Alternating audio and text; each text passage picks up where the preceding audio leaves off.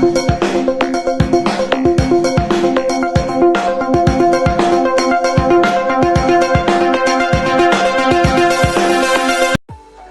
jumpa kembali.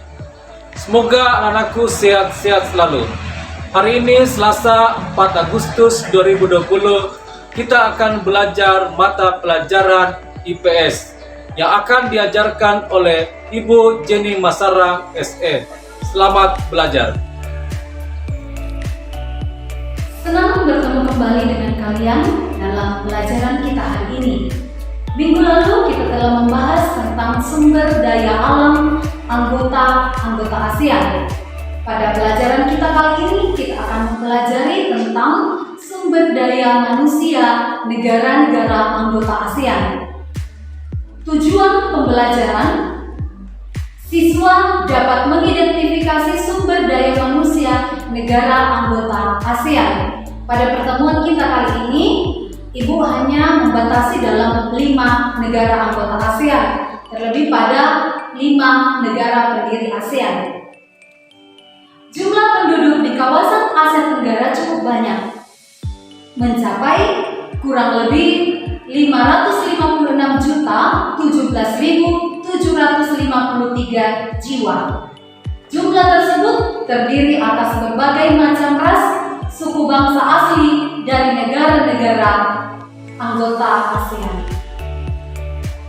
Kita akan membahas sumber daya manusia dari negara kita sendiri, yaitu Indonesia.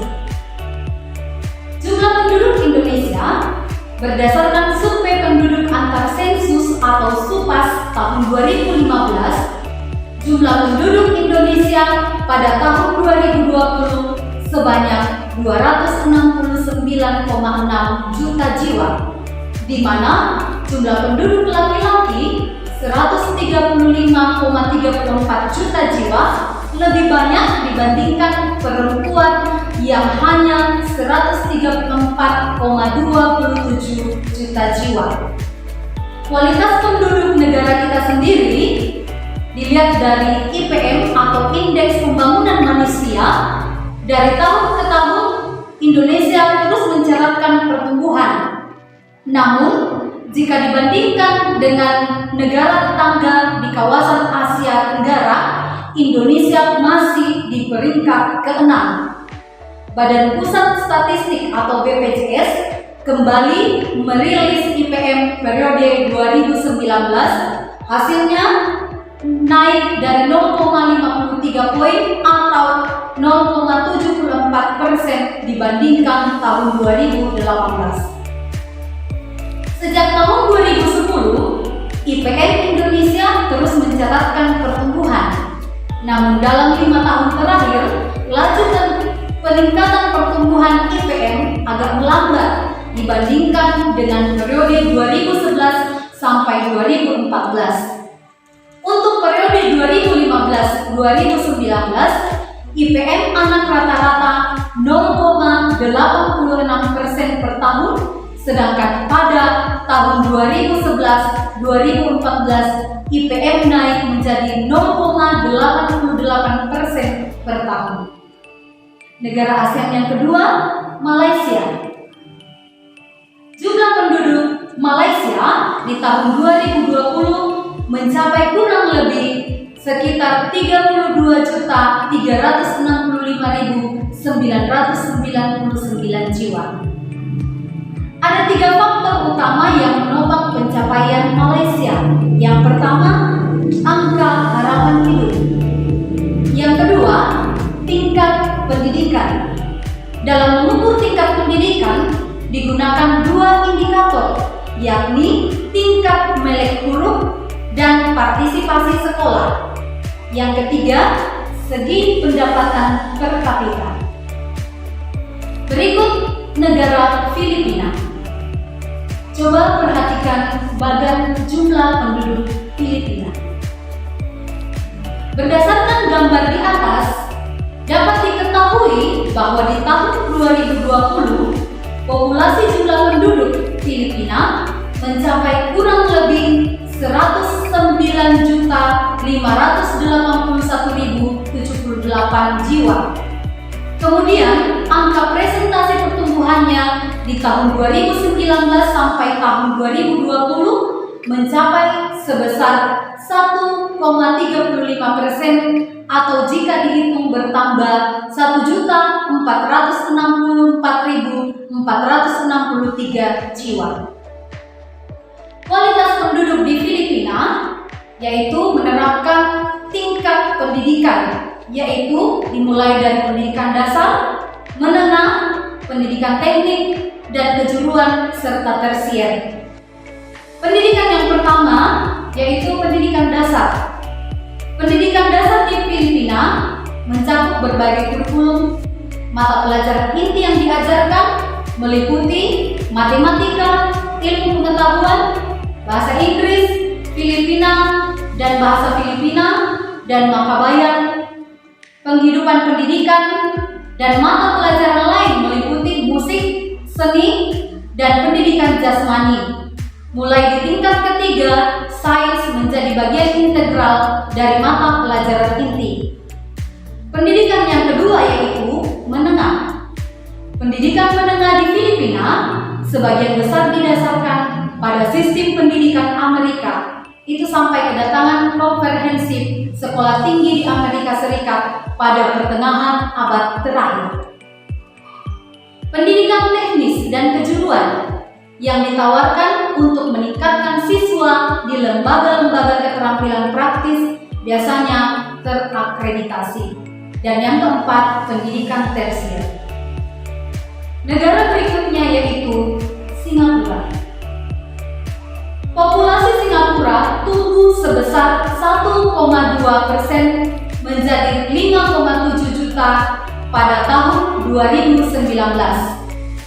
Namun dari jumlah populasi itu, jumlah penduduk asli Singapura justru naik tipis hanya 0,8% dibanding tahun sebelumnya dan tetap di angka 3,5 juta orang.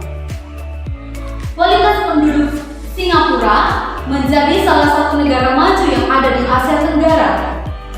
Singapura sendiri mempunyai luas wilayah 679 km bujur sangkar, yang mana ternyata merupakan negara yang memegang peran cukup penting dalam perdagangan dalam masalah keuangan internasional.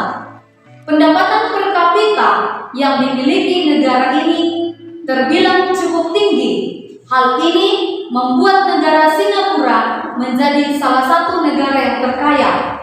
Perekonomian yang berlangsung di Singapura memang didasarkan oleh pengolahan berbagai barang impor dan ekspor, terlebih dalam bidang manufakturing seperti minyak bumi, elektronik kimia, makanan, dan pengolahan karet.